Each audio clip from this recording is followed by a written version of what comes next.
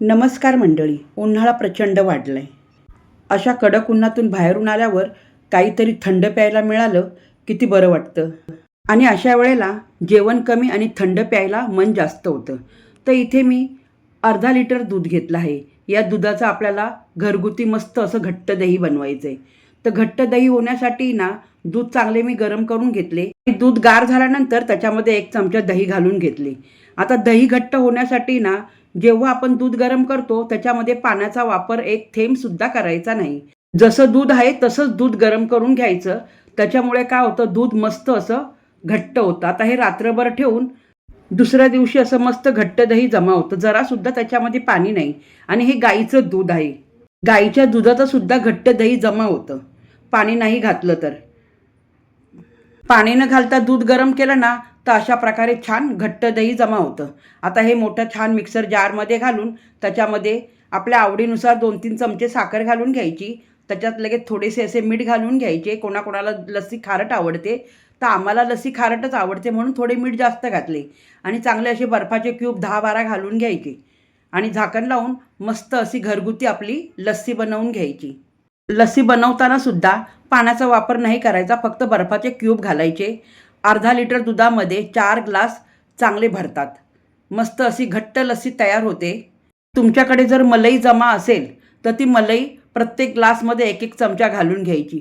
इतकी मस्त लस्सी लागते प्यायला. ही साधी सोपी रेसिपी तुम्हाला कशी वाटली मला कमेंट्स करून नक्की सांगा.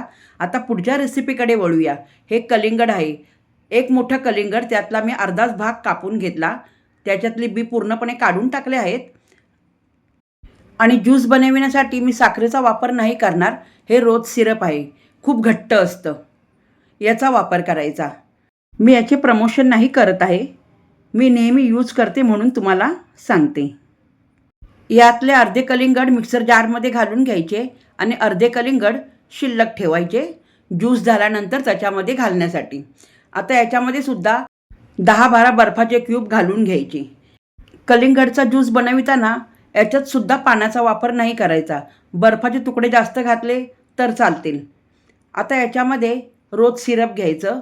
हा छोटा ग्लास आहे, तर 1 छोटा ग्लास मी रोज सिरप लगेच त्या जारमध्ये घालून घेते. हे सुद्धा त्याच्याबरोबर वाटून घ्यायचे आहे. मी अगोदरच सांगितलं याच्यामध्ये साखरेचा वापर नाही करायचा. कलिंगडचा ज्यूस बनविताना सिरप घातले तर चव खूप अगदी बाहेरच्या सारखीच लागते. आणि साखरेचा वापर केला तर चवीमध्ये फरक पडतो, तर बाहेरच्या सारखा ज्यूस तो लागत नाही. जे शिल्लक राहिलेले कलिंगडचे तुकडे होते तो वरतून घालण्यासाठी याचे छोटे छोटे तुकडे करून घ्यायचे. याला आता बाजूला करून ठेवूया. तुकडे करून घेतल्यानंतर हे अर्धा लिटर दूध चांगले गरम करून मी फ्रीजमध्ये थंड करण्यासाठी ठेवले. दूधसुद्धा पूर्ण थंड आहे, बर्फासारखे. आता तो बनविलेला ज्यूस दुधामध्ये छान मिक्स करून घ्यायचा. याच्यामध्ये जर का तुम्हाला सब्जा घालायचा असेल तर सब्जासुद्धा घाला, खूप छान लागतो. मी ऐन वेळेला सरबत बनवायला घेतला आहे म्हणून नाही टाकला. एवढ्या ज्यूसमध्ये 5 ग्लास छान भरतात, म्हणजे 5 माणसं हा सरबत पिऊ शकतात. ग्लास चांगली भरून घेतल्यानंतर थोडेसे कलिंगडाचे तुकडे त्याच्यामध्ये घालून घ्यायचे. झाला ना बाहेरच्या सारखा स्पेशल कलिंगड ज्यूस. आता याच्यामध्ये सब्जा असता तर दिसायला अजून छान दिसले असते. तर तुम्हाला सब्जा घालायचा असेल तर नक्कीच घाला, खूप छान वाटेल प्यायला सुद्धा.